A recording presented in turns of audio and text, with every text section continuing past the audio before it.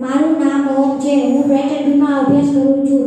હું તમને ગુરુ પૂર્ણિમાના 4-5 વાક્ય કહેવા માંગુ છું.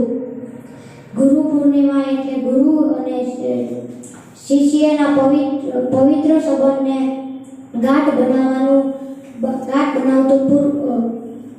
પર્વ. ગુરુ પૂર્ણિમા અષાઢ સુદ પૂનમના દિવસે હોય છે. આ તહેવાર બુદ્ધ, હિન્દુ અને